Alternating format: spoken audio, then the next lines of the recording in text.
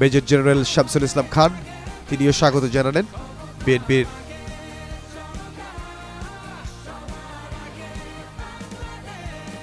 বিএনপির যারা নীতি নির্ধারণী দায়িত্বে যারা রয়েছেন তারা স্বাগত জানালেন বিএনপির ভারপ্রাপ্ত চেয়ারম্যান জনাব তারেক রহমানকে।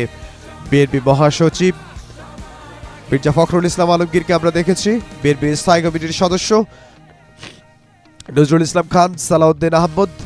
মঈন খান, নজরুল ইসলাম খান,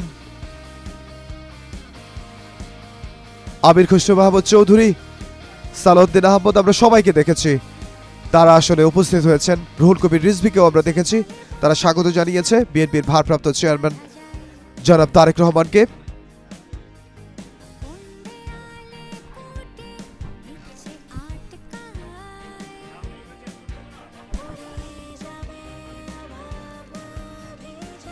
বাংলাদেশের তিনবারের প্রধানমন্ত্রী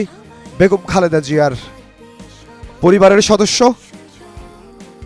বেগম খালেদা জিয়ার বোন,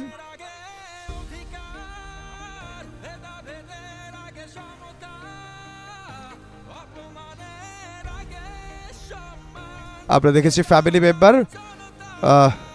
বিএনপি ভারপ্রাপ্ত চেয়ারম্যান, তার শাশুড়ি, তার সঙ্গে তিনি এখন বসেছেন, কথা বলছেন।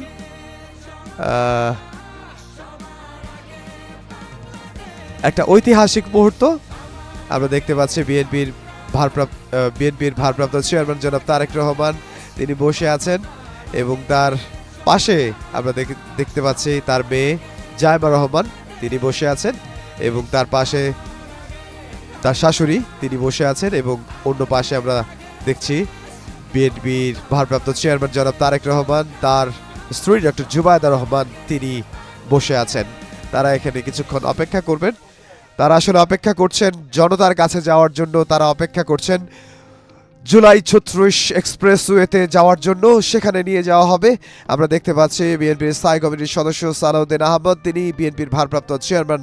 জনাব তারেক রহমানের সঙ্গে কথা বলছেন, কারণ বিএনপির স্থায়ী কমিটির সদস্য যারা রয়েছেন তারা অপেক্ষা করছেন বিএনপির ভারপ্রাপ্ত চেয়ারম্যান জনাব তারেক রহমানকে নিয়ে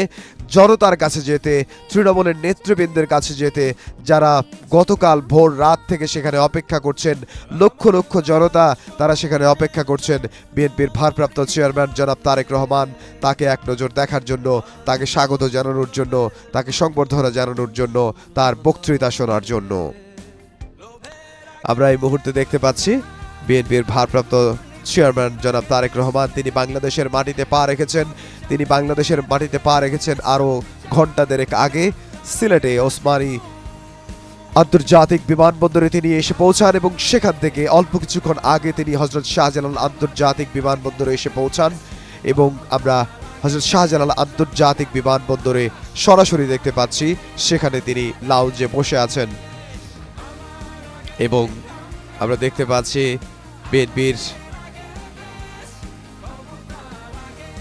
ভারপ্রাপ্ত চেয়ারম্যান তারেক রহমানের শাশুড়ি এবং তার মেয়ে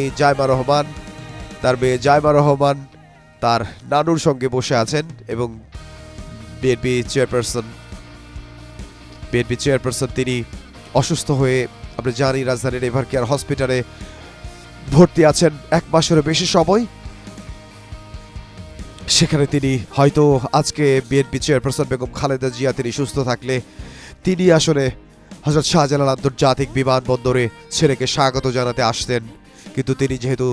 দীর্ঘ 1 মাসের বেশি সময় ধরে রাজধানীর এভারকেয়ার হসপিটালে চিকিৎসাধীন রয়েছেন, সেখানে তিনি আসতে পারেননি এবং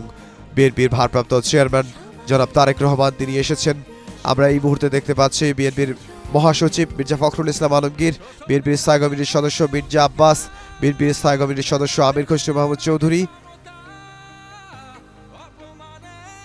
আমরা দেখতে পাচ্ছি বিএনপির স্থায়ী কমিটির সদস্য ইকবাল মাহমুদ টুকু, গয়েশ্বর চন্দ্র রায়,